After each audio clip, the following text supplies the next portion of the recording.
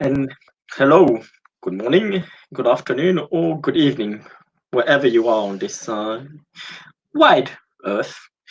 Today we join the Scepter of the Green in a little thing called Living World of Darkness. It's a little joint, and this is the werewolf venue where at least Dorian for now has decided to relax by the fountain. He's There's a bench there here, and also he's not sitting on the bench. He's lying, not sleeping, just lying there, kind of relaxing, hands in his pockets, and just lying there.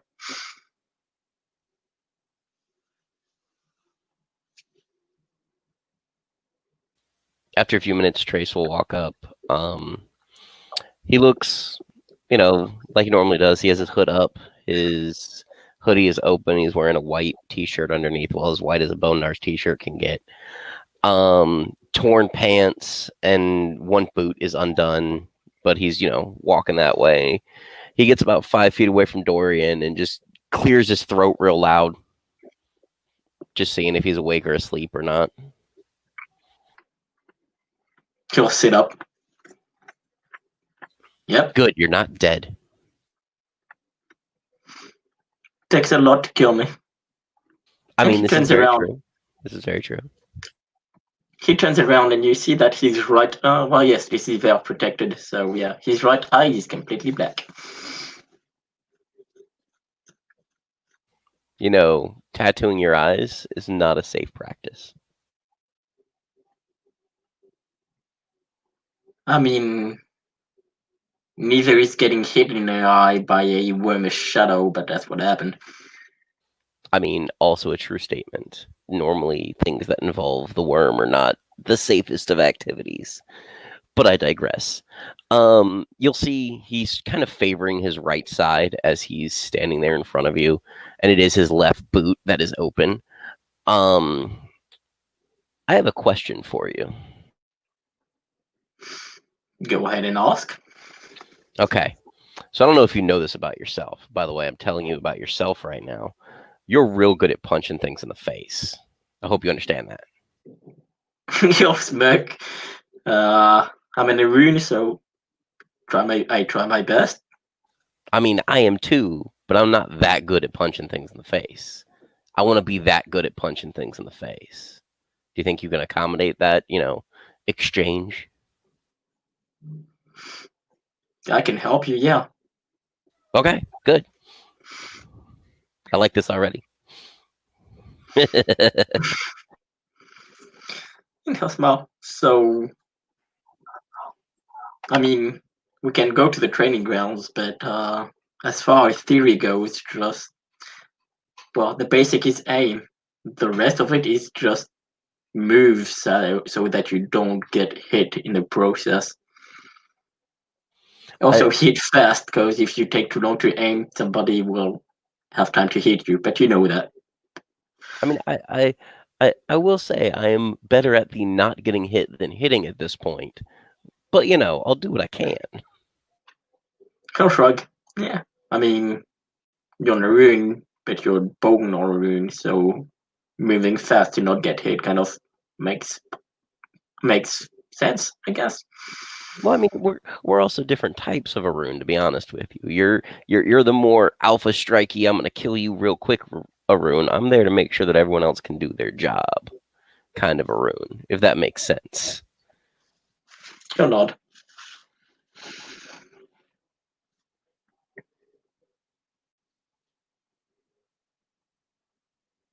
So we can move to the training that ground, or I mean, this area is well protected, so we don't have dummies, but we can test it out here. I mean, I'm more than happy to test it out in a second. That's no problem. So I have a question for you. Which one of the people around here is the one that makes things? First name that comes to mind is Clay, but I guess it depends what kind of thing you want. I'm sorry, you sounded like a robot through all of that. No.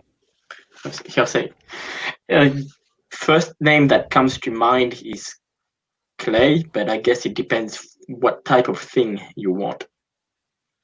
I need someone to sew me something. Is that still a clay thing?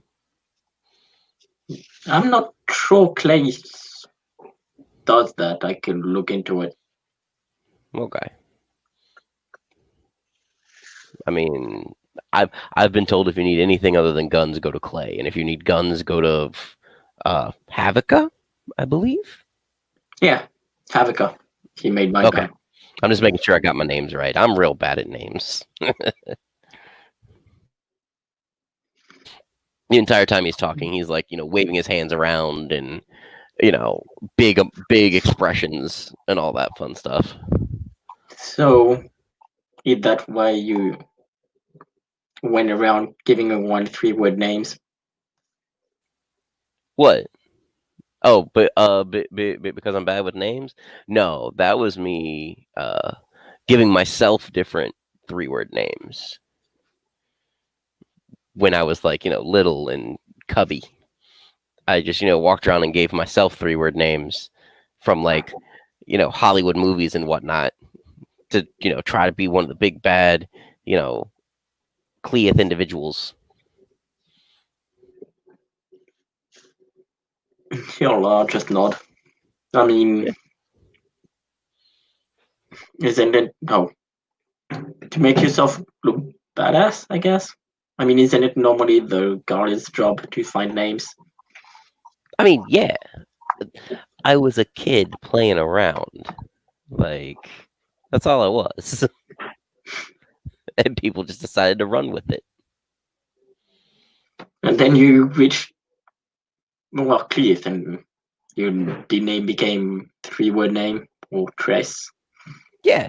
I mean, most Bonardi names are jokes among each other anyways. Like, come on. What? I'm not sure if I caught your human name. You're the first one to ever ask me that. The human name is Jacob.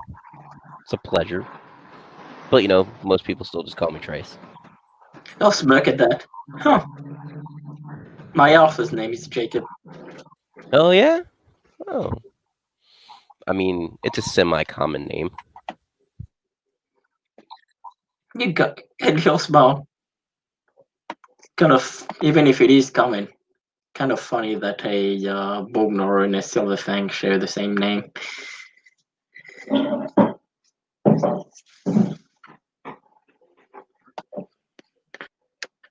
So as Trace and Dorian are having their conversation with big gestures, as I imagine, between them both, you might hear some sort of tapping, some little tiny bits of tapping near the fountain, and it's not quite to any particular tune that you can discern, but it's sort of almost like a little pitter patter, and then it'll last for a moment or two, and then it will stop, and you'll see Dorian, you'll recognize Malcolm, and he's sort of walking past you. He's sort of dressed as he normally is, but rather than his sketch pad, he just has a pair of painted sticks sort of in his hand. He tucks away in his pocket. And noticing you both, he'll nod and show for it. Malcolm, what the fuck are you doing with those sticks? Raya, I haven't seen you in. And then he'll look at Dorian and see Dorian's eye. And then he'll just look to, the big intimidating room next to him. Raya, are you okay? Yeah, I'm fine. Oh yeah, my eye. Yeah, that's just. Well, you came with us on the mission. Thing we fought kind of left its mark. He'll nod. Yeah. But sorry, I wasn't on the other side to see to it. But what even happened that hunt between the people who were trained, the mage? He'll just sort of shake his head. Are you okay? Like it doesn't hurt, does it? Not anymore, it doesn't. Hurt as hell when it first hit me. But I can imagine for it to leave such a mark. He'll smile. I thought oh, sorry, go ahead. he'll just shrug. First we And then he'll sorry, I hate the lag, but anyways. First we fought some of those sleepwalkers. They were a little different, but still seemed like sleepwalkers. And then some weird shadowy creatures emerged.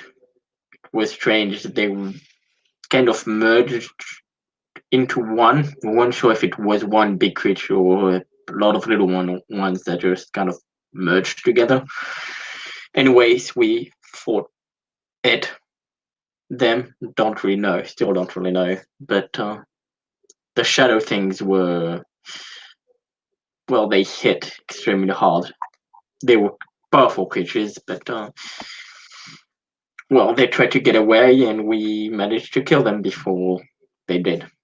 But they hit back, and I got a scar left on. Well, yeah, I got a scar. What we call in the Green Nation a battle scar. Obviously, you can tell that the Malcolm nation is very, very good at naming things.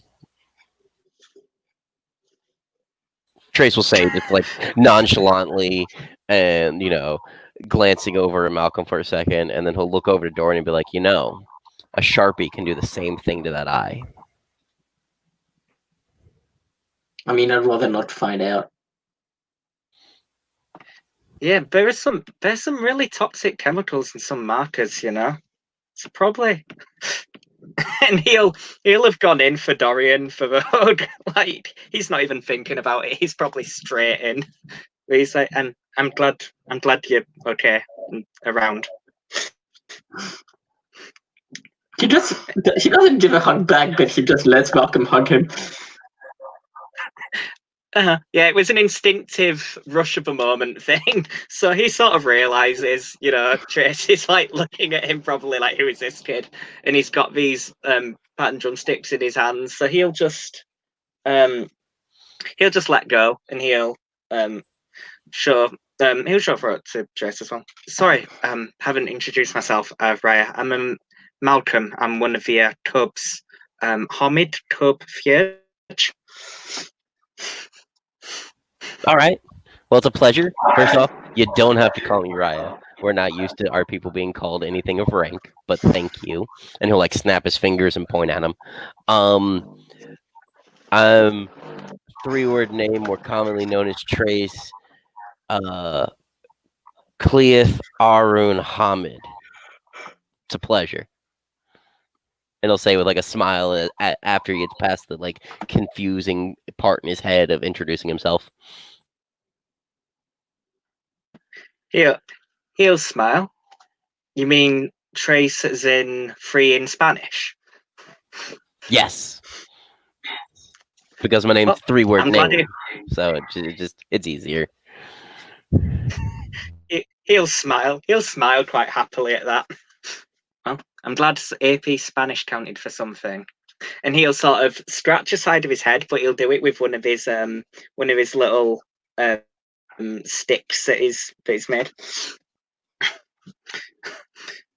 Sorry if I interrupted anything. I was just doing a right. So what right was this? I'm assuming it's that's what those sticks are for? Mm-hmm. Yeah, it's rhythms. I was so you see the patches of colour on the stick? Mm-hmm. What do you think those colours could be for? He tilts his head.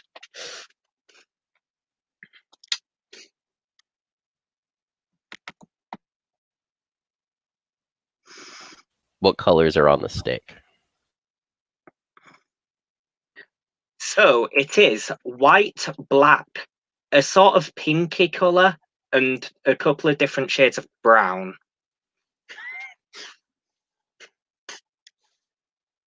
Is it a seasonal thing? Like,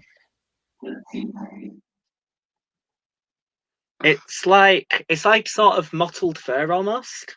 It's like sort of roughly splashed, and it's not, the colours sort of meld into one another. oh, I have no idea what this color means. That's way above my pay grade at this point. It's all right. He'll just nod and smile. I mean, It's he looks at the sticks. That's the thing. I mean, physically, it may only show up at the black eye, but now when I look at the stick, all I see is black, white, kind of a very light gray, a bit of a darker gray, the darker gray, and that's kind of a gray in between. Oh gosh, Few I'm points so of the sorry I color. didn't realise. He'll make this. I'm so sorry I didn't realise. They're meant to be different colours of fur.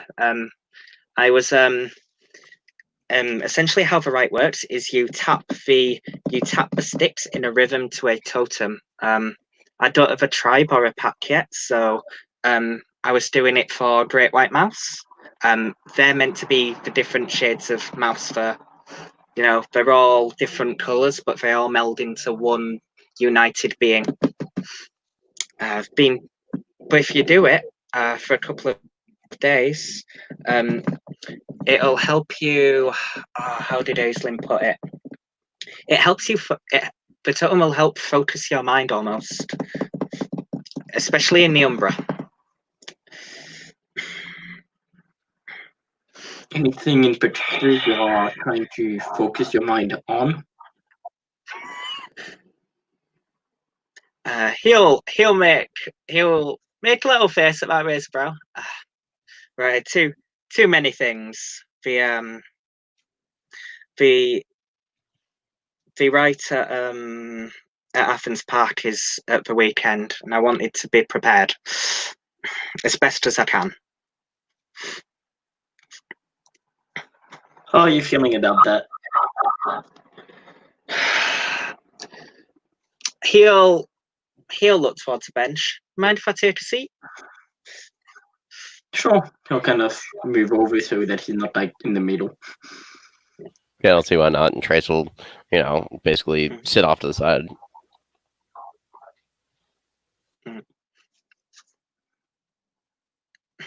He'll just sort of sigh. I feel all right about it. It's a lot of pressure to get it right, and I feel he'll just sort of try and find the words. Actually, this is probably something that that I could use some Aaron's guidance on. I feel frustrated with it, to be honest. I feel that there's a lot that's been expected of me, and I'm working hard towards it. But at the same time, people are wanting to try and protect me from things and tell me to be really careful. But if I'm really careful and protected, I can't find knowledge out and I can't do my job. And he'll sort of shrug his shoulders. And I don't know. I've been trying to decide some things.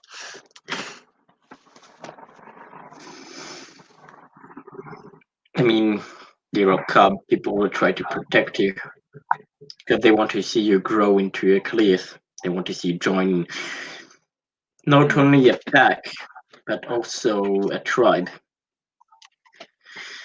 So they'll try to protect you. Okay, so what are these things that you're trying to do that people are stopping you from doing? That is a very good question. No one's stopping me from doing anything. It's probably just all in my head. Okay, well, Yeah. what do you need to do?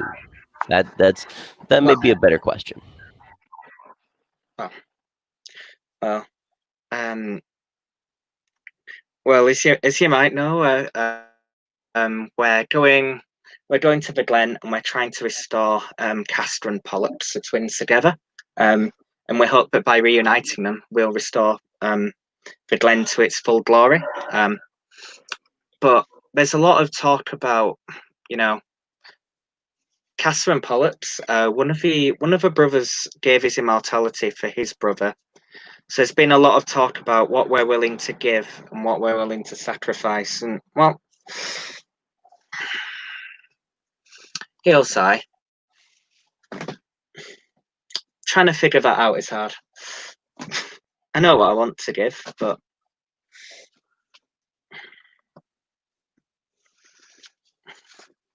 Do you mind telling us what you want to give? Yeah, I was gonna say, like, what is this thing? well, the gym niche is simple enough. It's just, I've sorted the shields with clay. I've sorted the feast out. Just, I want to give my commitment and my time to the place. I think,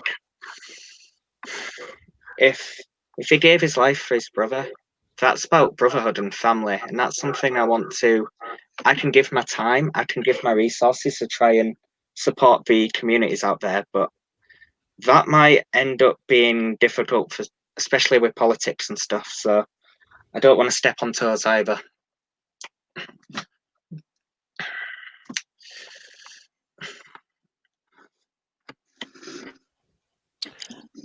I will tell you this right now. You are in the best position to make mistakes.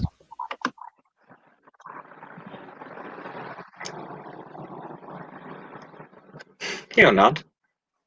That's a fair point. Just there's a lot riding on this. Yeah. No, and You- I wholeheartedly agree that there's a lot riding on this. From everything I've heard, it's some crazy shit that I have no point in really like shoving my, fingers in. But I'll be there. I'll be there to help if needed. But I'm saying you, as a cub, are in the perfect position to make mistakes.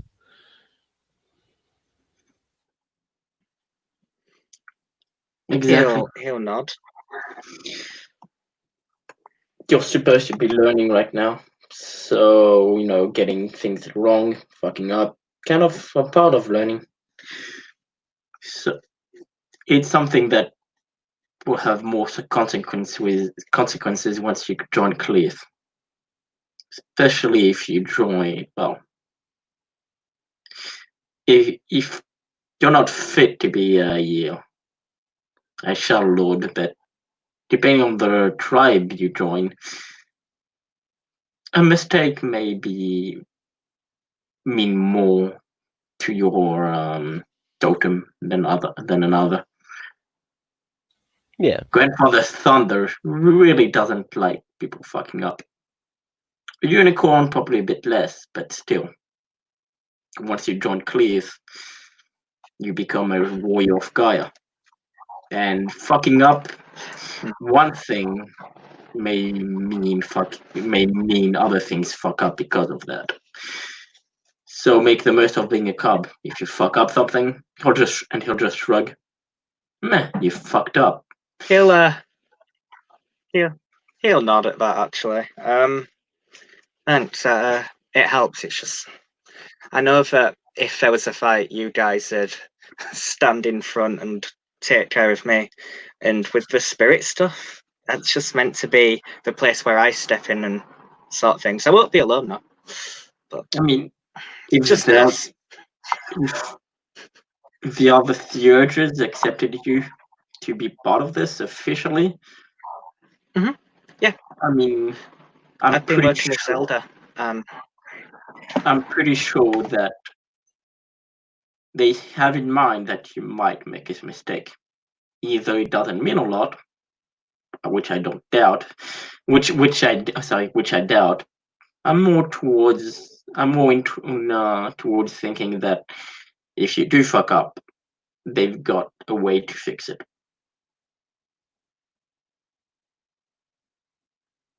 Think of it as being an intern.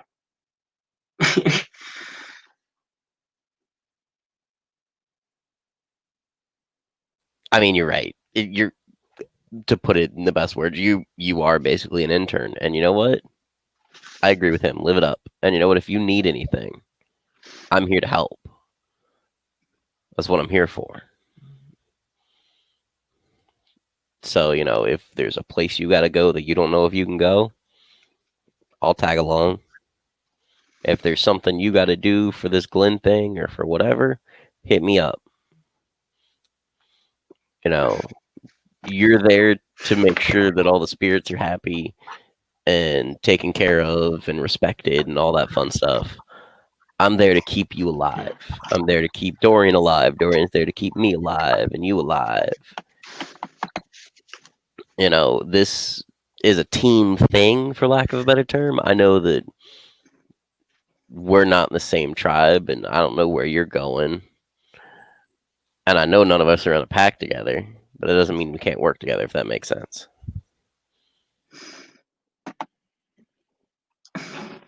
He'll nod. Yeah, right. Sorry, Trace. Yeah, that makes perfect sense. Actually, it's been in my head. He'll sort of shrug. I think it's a common thing with us. But yeah, you make mistakes, you learn. And he'll have a little smile on his face. First time I met Dorian, I tried to tackle him, and that didn't work out as I planned. So I learned a valuable lesson there. And he'll chuckle a little at that. Yeah, Dorian smirks. It really hurt. You're the one that ran into Smile. me.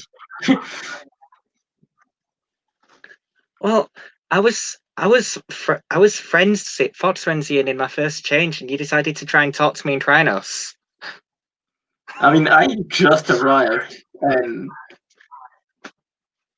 I mean, Look, you were in Krynos. I was like the best idea. He'll smell. I was more upset at the end of it by, potentially losing my 5-star Uber rating and definitely losing a good pizza. I had pepperoni and everything as well. It was a Domino's.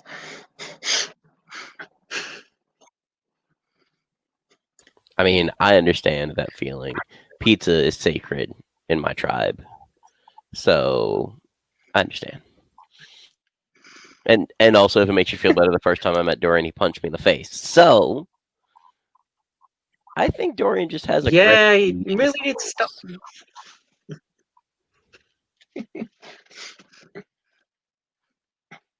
I mean, we were in a fight. I don't just randomly punch people in the face. I mean, And he thinks, but no, still. actually, I don't randomly punch people in the face as long as they're not assholes.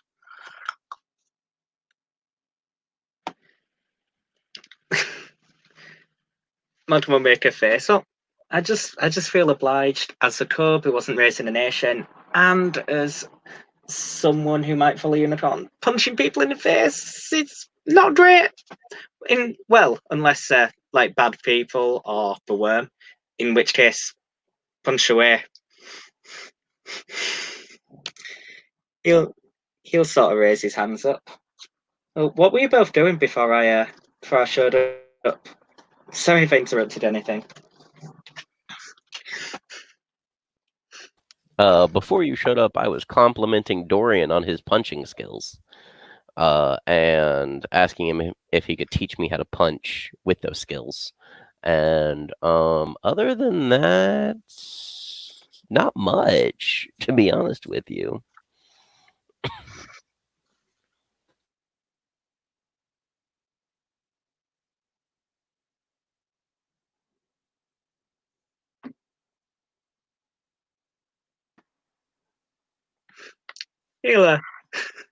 He'll smile and nod at that.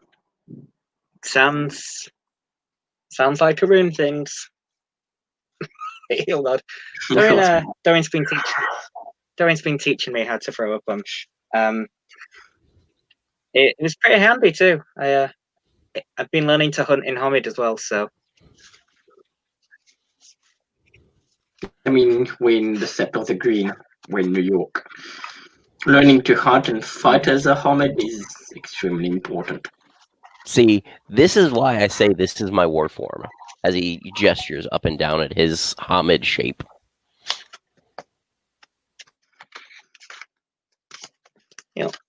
He'll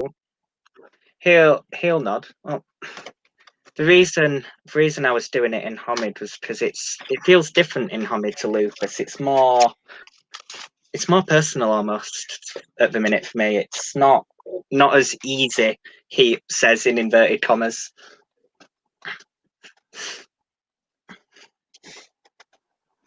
It is definitely not as easy as it is in any of our other forms, to be honest with you. But some people prefer the shape, and some people understand what it is to need it and not just go straight to big bad scary thing. And like Dorian said, especially in the environment that we're in, because the veil's real.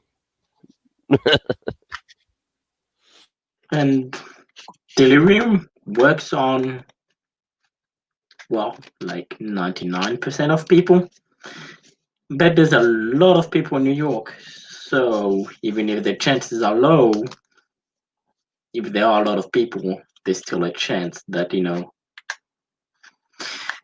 might be in the presence of some random dude, one of those rare people that the delirium doesn't work on.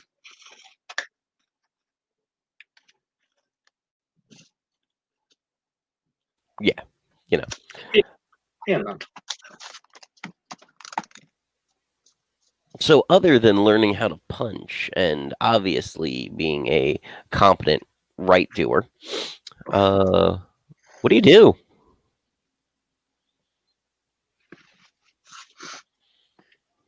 Alcrema scratches the side of his head at that, but he'll smile. I'm well. Before all of this, I was an artist. I was trying to go to college and do illustration, comics and stuff.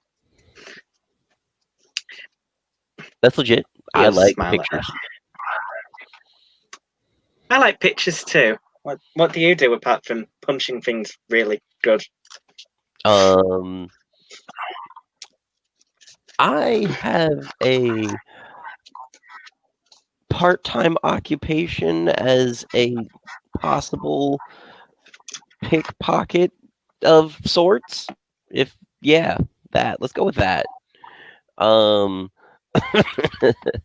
than that, I've basically lived under an overpass my entire life. I was born into this tribe, so this is kind of where I've been. Yeah, he'll nod, but he'll raise an eyebrow. What do you mean by professional pickpocket? As in you take it and I don't notice, or As in, I go by and sometimes I take things without people knowing and give them to people who need them more than the person who had it.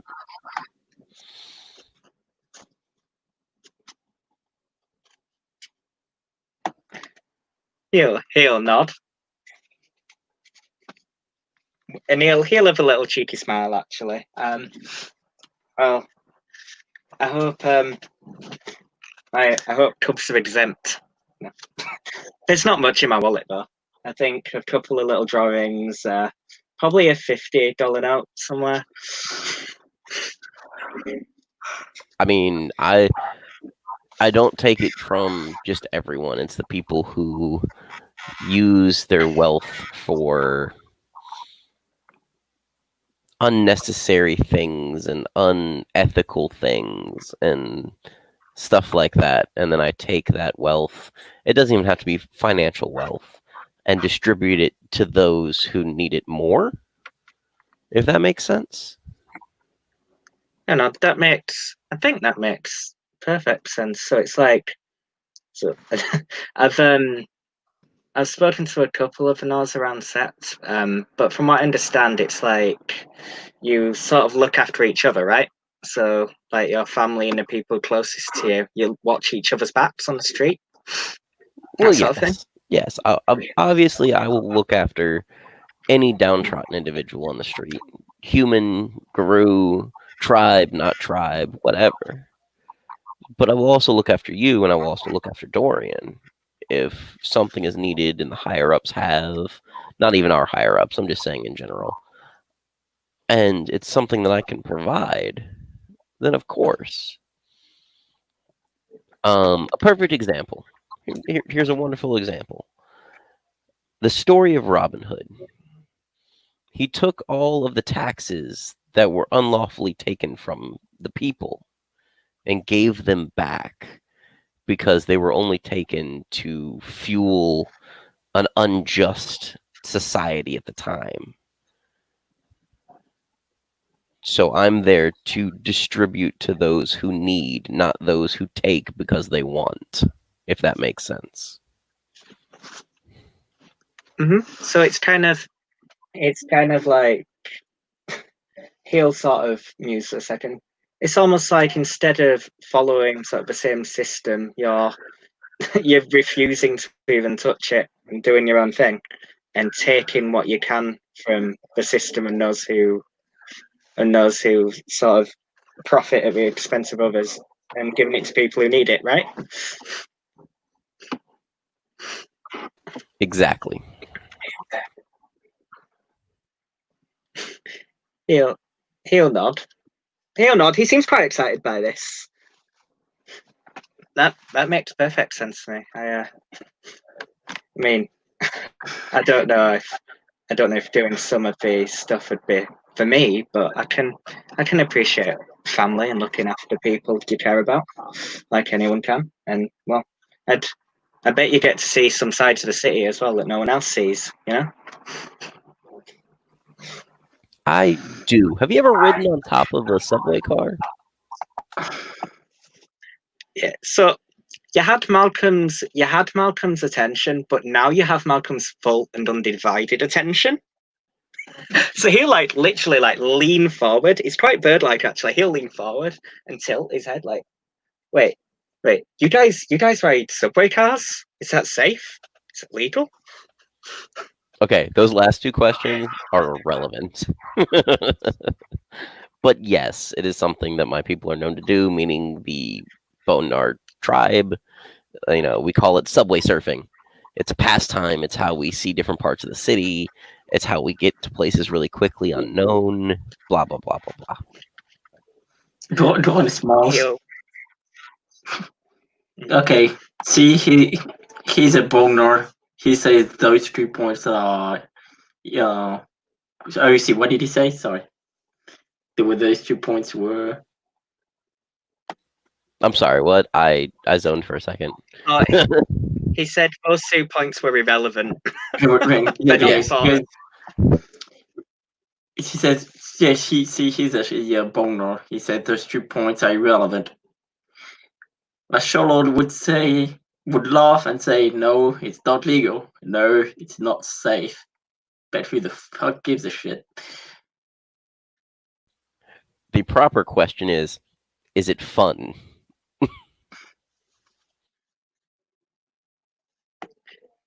He'll nod. Maybe it's a dove in me, but it does sound fun. Could you take me sometime if Toby lets me go? He'll sort of glance sort of conspiratorially. I mean, I'll be more than happy to. I will say that I'm going to have your back the entire time because it's dangerous. It can put you in some weird areas you're not used to being. Okay? Because cars move real quick. You don't know where the line goes every time. Oh. He'll stop. Oh. Like, I've definitely been dumped off in an area of town where I should not be.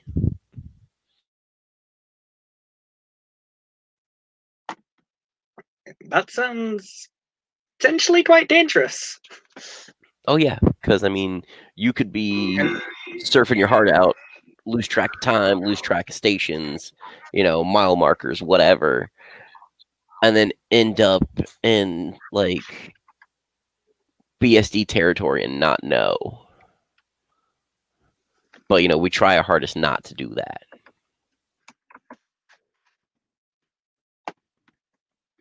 He'll nod at that. Yeah. The way Here Comes the Boom explained it, it's like the city is like the weaver, so it's all of these webs. And you sort of move in the places between the webs, but you don't quite know where they're going. Which honestly sounds like part of the fun, but also very risky.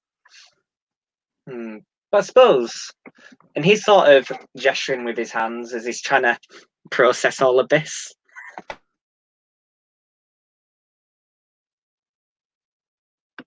Oh, and also falling off is a possibility.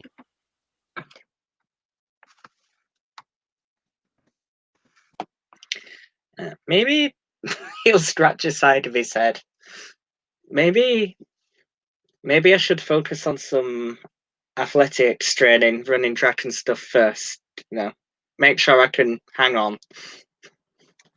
I wholeheartedly agree, and I support that decision heavily, to be honest with you. Yeah, that's all he says. He just goes, yeah.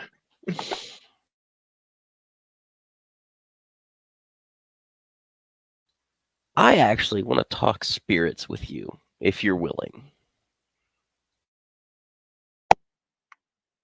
He'll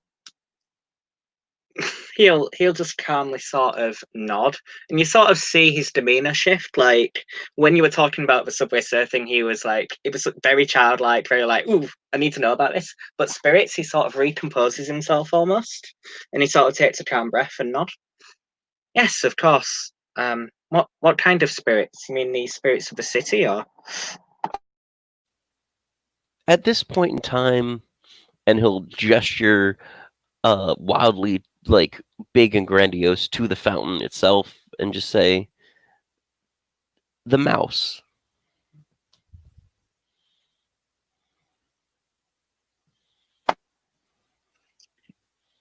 He'll nod and listen. I know nothing basically of spirits. It's not my forte, and it's something that I'm trying to dabble in just so I understand what I'm dealing with in my day-to-day life now. Mhm. And as I am packless, the sept grants me its strength like a totem. How do I thank it for doing that? How do I connect with it? How do I go forward and show my respect to it other than, okay, I'm not taking a shit on your lawn and I'm cleaning up my own trash? Well, that's for most spirits. It's always a good start. But the first thing I'd ask of you is, what is a spirit? To me, That's a broad question. The spirit is a manifestation of an ideal, an object, or an animal that is projected into or from, I don't know which way it goes, the Umbra to have a representation. He'll nod. That's a pretty good definition. So, like you said, spirits are ideas or concepts, or they can represent animals in the real world. They can represent things such as a weaver, more alien forms of life, about order and organization. They can even the garbage can over there has a spirit. There's a spirit within everything. And he'll sort of think each spirit is different and unique and influences the area around it. And in turn, they influence the city. For example, the dove spirits on Sept, they're influenced by New York. They talk about traffic patterns. They discuss where they can find the nearest crumb or the nearest dumpster to find a little snack. If we went out of New York towards the woods, they may talk of safe place to roost and nest. Does that make sense? No, that makes perfect sense, and thank you for that. And trust me, I know that trash can has a spirit. That's Melanod. And often some of the most common and forgotten spirits. So going back to the subject of how to thank a spirit, how to pay respect. A lot of times that will depend on the spirit, but what do you know of mouse or mice in general?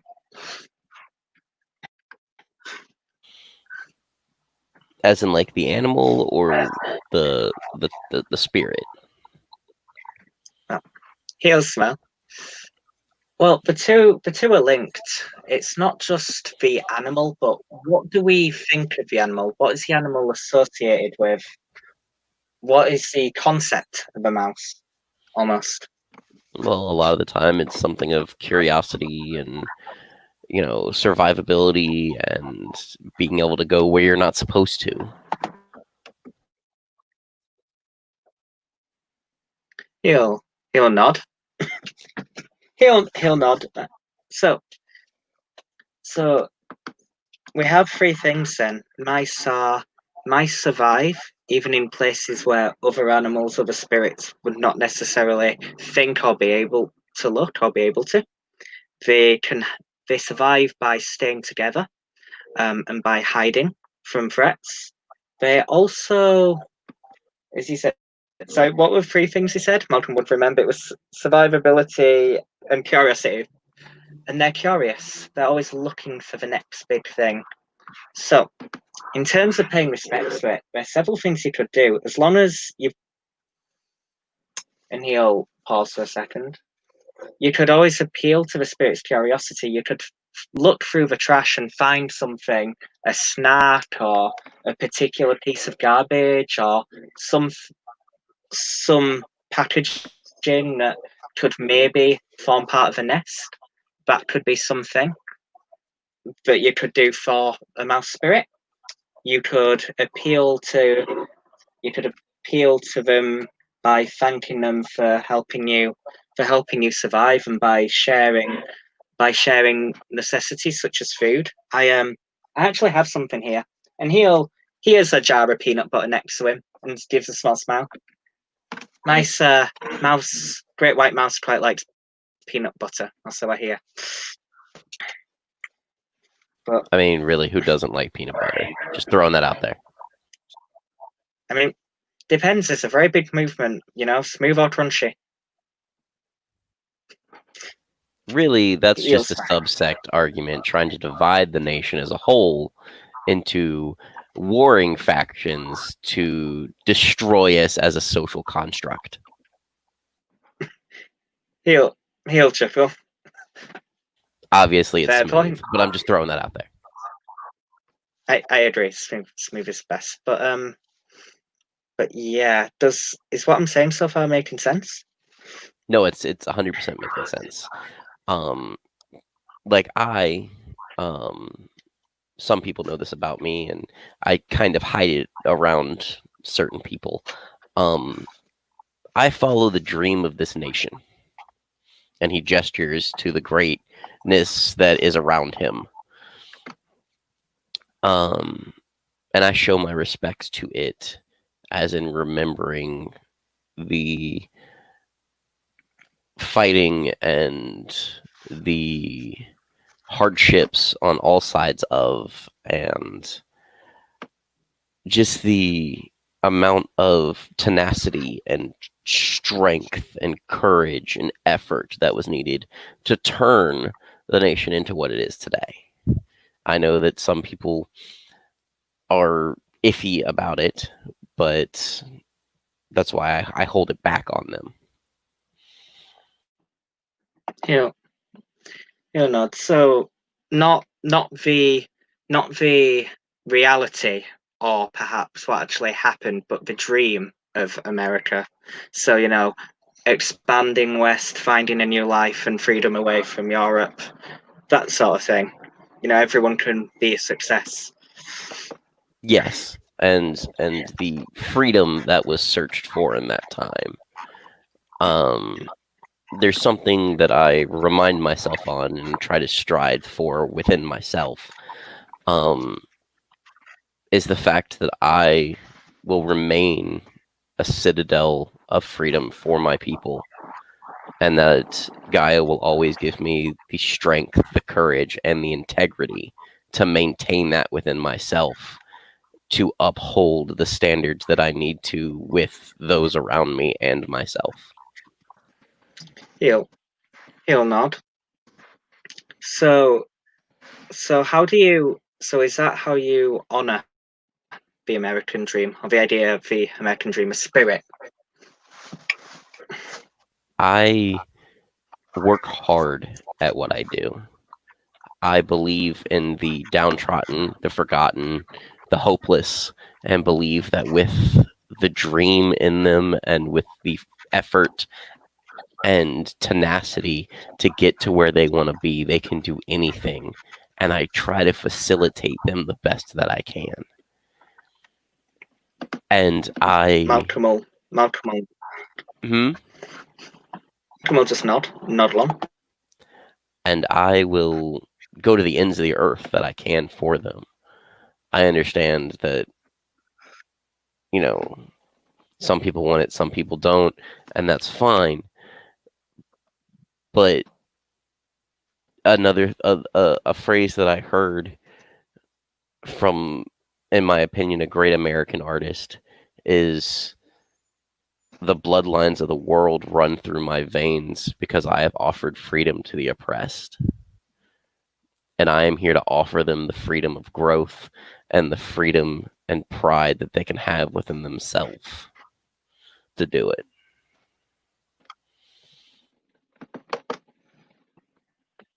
Malcolm nods, and he'll actually let the silence linger for just a moment. And he'll sort of nod and smile. You know what that sounds like to me? What? Yes, man. Sounds like you have a relationship. You have a relationship with this spirit. When you're dealing with any spirit, there are two ways of dealing with spirits, or two main dominant ways. You can try and overpower or dominate the spirit, or you can try and evoke a relationship with the spirit. They don't think necessarily in the same terms that we do. It's quite limited, but you said yourself, by honoring the American dream in terms of by working hard, by supporting the downtrodden, by exemplifying what that dream represents, you're building a relationship with it. Even small physical acts can have profound consequences for your relationship with the world around you. We're not alone, and we're not the only creations of Gaia, as you've said. I'm a child of Gaia, as are you, as a historian, as are my spirits, as are the humans who've created the garbage, who've created the idea of garbage, who've created the idea of the American dream. Everything is connected. And by taking small actions, you can slowly start to build up a relationship with the spirit. And sometimes by exemplifying what the spirit represents, that can also be another way to honor them, if that makes sense. No, it makes you can say it not sense. if it doesn't. No, it does. It wholeheartedly makes sense. I mean, if you were gonna thank a friend for something, Chris, what would you do? Just no spirit, soft, pure bullshit. Just if you wanted to honor a friend, what would you do? I guess someone who'd done something for you. I guess repay them in the best way that I can for the thing that they did for me, and show them that their belief and trust in me is not ill-founded. He'll nod. Well, it'll be the same with the spirit. If your intentions are pure, and you come in good faith and perform an act which exemplifies what the spirit's about, or give them something that the spirit is so connected to that they would enjoy it or they would like it, those are ways to thank them or increase a relationship with them. Of course, it goes without saying, never promise anything to a spirit you're not willing to carry out. If you think you've offended a spirit, immediately go to another Fjord. I know Here Comes the Boom is all right, Master. He's really good at this sort of thing. But it's exactly the same thing as you're already doing with the American Dream. Just the mouse, that might look slightly different. And it's a personal relationship. How I pay Chiminage to Mouse might be different to how you pay Chiminage to Mouse. Or how might be different to how Zelda would pay Chiminage to Mouse. All right. So I will definitely sit and think on that one for a little while on how I can pay respects to a mouse. He'll nod. I'm sorry I threw a lot of words at you. Is there anything you'd like to ask? Anything you're not sure on? At the moment, no, but that's only because I don't know the questions to ask. I'm pretty sure with some more conversation here and there and possibly some exploration on my end, I can have a better idea of the questions to ask to get the answers that I want, if that makes sense. Malcolm will nod. Oh, the only advice I'll give is spend some time in the Cairnheart. You know, don't even need to approach Great White Mouse directly. Just spend time there and just, get a feel for things. And if you'd like my help, I'm sure we can come along and pay little chiminages. Maybe bring some snaps for the mice or some brightly coloured things to line the nest, or he'll smile softly at that. I would like that. I would like to go to the heart with you at some point and pay respects to the totem itself and just spend time there and commune with both the totem and Gaia itself. Because I've been going through a whole bunch of, for lack of a better term, separation things from home and pushing myself further, and I'm trying to find solace somewhere that is close by, He'll nod. It's always a good thing to ask questions and to recognize that you're looking for something or you need something. He'll sort of smile softly at that.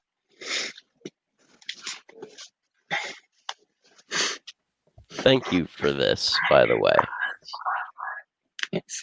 Hey, any form of cub wisdom I can provide, and decorative art pieces. He'll glance at Dorian and smile. I haven't put you to sleep, have I? I do apologise. I do get quite into it. No, I'm fine. You're a cub. You know your stuff about spirits. Hey, I'm no expert. Zelda's been phenomenal. Aislin's helped out a lot. I'm thinking of going that way. He'll smile. I'm thinking of going that way,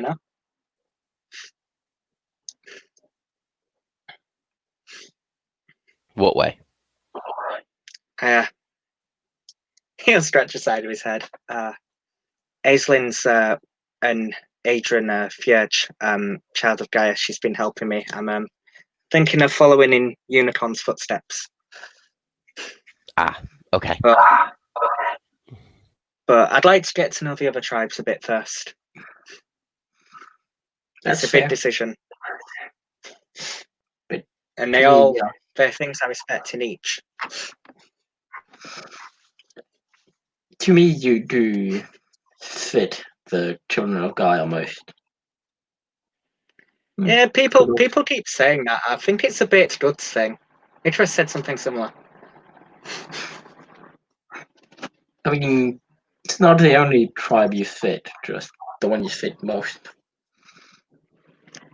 Could be a He'll raise a brow. So can you say that again? You could also be a Bognora. I mean, we are awesome.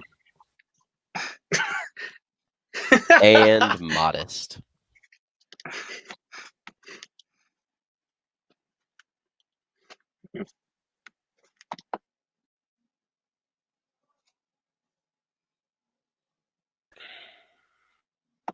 Malcolm will smile.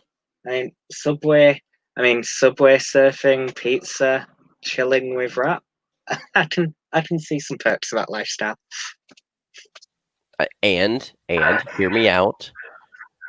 We believe in the best vehicle ever invented.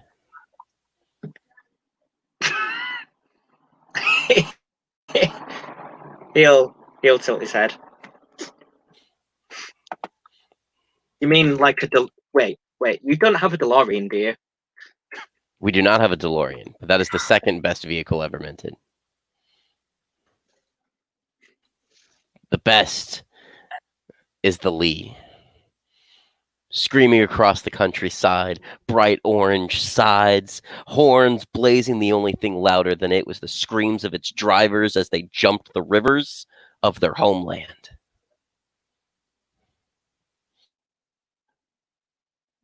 And he says this like arms wide, pointing to the sky in a very dramatic manner as he's talking. Yeah, Malcolm will chuckle and wait to see if Trace adds anything else interesting to his monologue. Not the most subtle vehicle.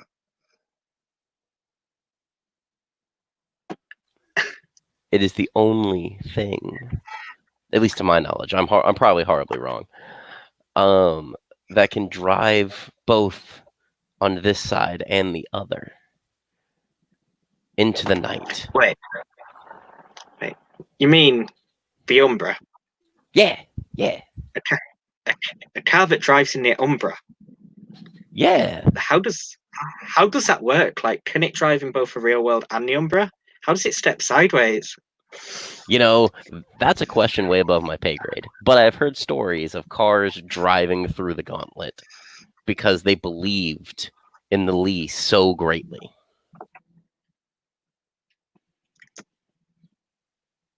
Malcolm will So nod. who has the Lee right now?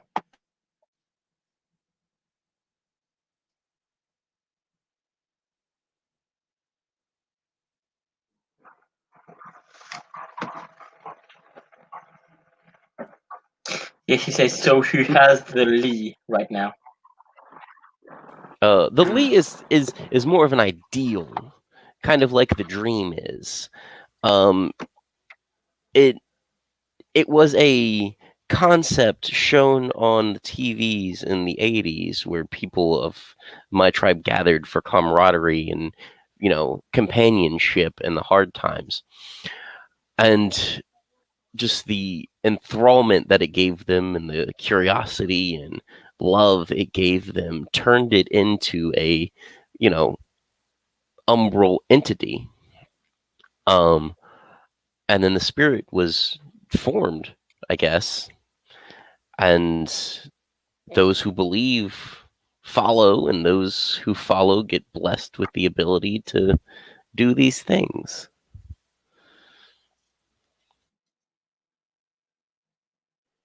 But the original Lee is probably on a movie, lot somewhere in Hollywood or in like a museum. Malcolm will nod, man. Oh, well, maybe we'll see it one day. I have to admit, it's crazy, but spirits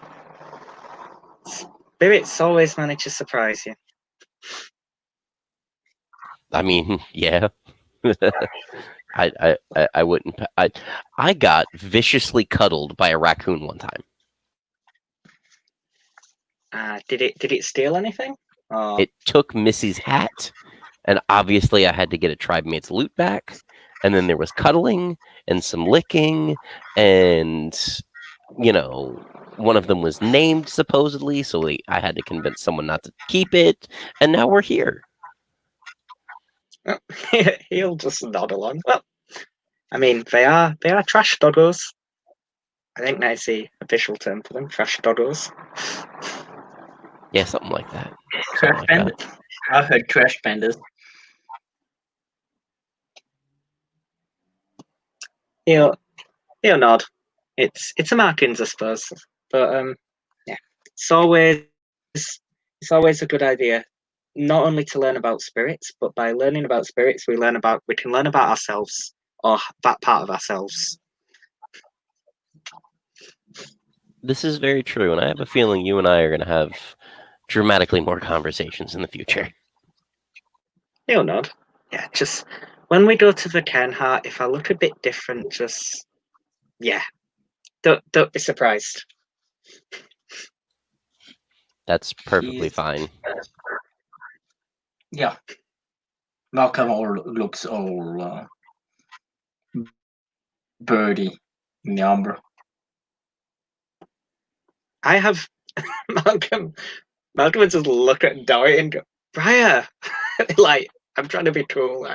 Briar, I have majestic white feathers. That's okay. I mean, Missy has fiery red ones. We're good. It's whatever. I mean, No, sorry, go ahead. Missy has them wherever she goes, umber or not. I mean, this is also true.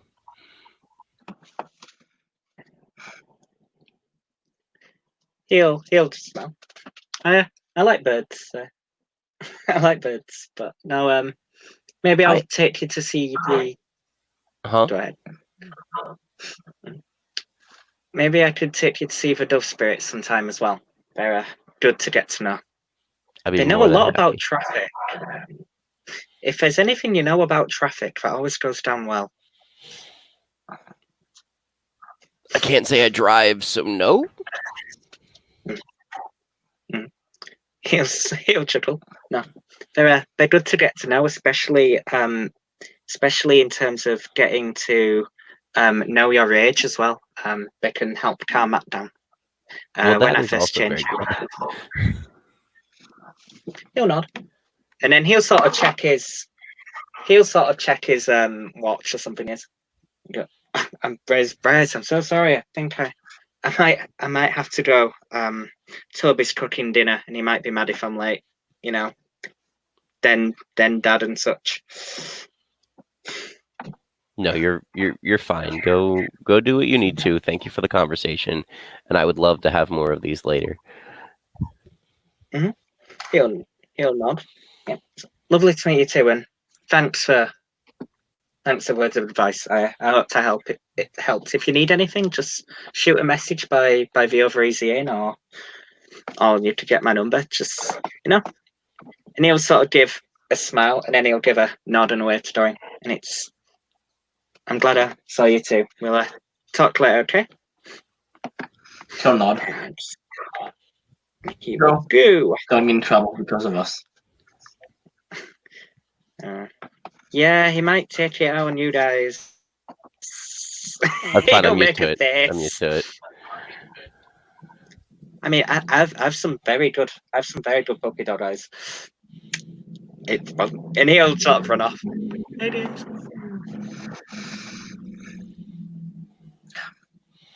And he'll look at Tress. So where did you say you were before you came to New York? Boston. Boston. Why, if you don't mind me asking? No, just wondering. Curious about who came from where. Where did you come from?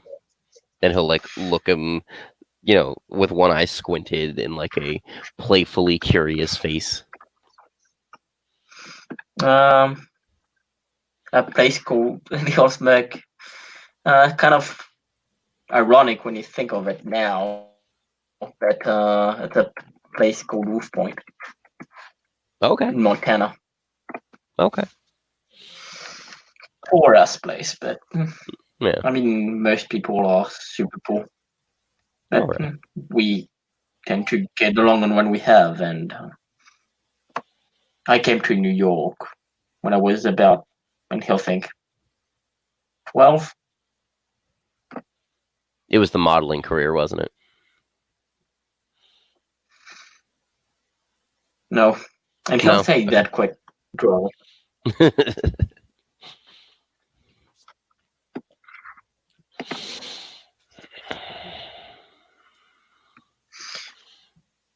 All I can say is it wasn't. I came here not for a good reason. All right. Well, I'm not going to pry into harmful topics. I've done that once, and I've almost gotten my head ripped off for it. Who did you piss off? Someone. Let's just leave it at that. Someone. Or not? Well, I gotta go, but yeah. If you want training, just get to me, or send me a message or something. And he'll give his number. And yeah, if you want training, just text me, and we can arrange to meet at the training grounds. Will do. First off, out of character, is there anything else written on this sheet of paper other than a phone number? Oh no. Okay. Second I mean, off, he probably just gives it out to you like by saying it. okay. Second off, Tracy's gonna look at you very confused when you're like, "Hey, text me," and just be like, "On what?" Oh wait, Bognar. Well, yeah. I mean, I can most of run the time- through. I can run through the park screaming for you if you want. I mean, I'm either at the training grounds or doing my sets, or doing my my guardian duties. So running around set. But I mean, if I'm not in the training grounds, I'm either Well, While we're on the topic if of I'm Guardians, not, sorry, I'll say if I'm not huh? guardian, if I'm not doing my guardian rounds, then I'll say if I'm not doing my guardian rounds, and if I'm not in the training grounds, probably the ship meadow. Okay. On the topic of Guardians, because I was told I probably should look into that at some point. How the hell do you become a Guardian? I mean, I rocked up saying I want to become a guardian, and I mean, I had already proven that I could fly. Who'd you talk But- to? It's not that difficult. He'll just say, oh, see, I'm not exactly sure, but he'll just where it is, but he'll just say where the guardians kind of meet up. Gotcha. Okay, will do. Thank you. And he'll nod, and then start walking away All right. Well, you have a good From the evening. from the And- troubles in my life. I'm walking up. Sorry. And Trace will walk over to the fountain and kneel down at the fountain, sitting on his feet, and he'll put his hands on the edge of the fountain and looks like he's mumbling something to himself. Dawn kind of puts his eye to the what looks for a second, like tilting his head to the side, and then just shrugs and goes away. Thank you, players, for playing. Thank you, watchers, for watching, and we'll see you on another episode of Living World of Darkness: Rage Across New York.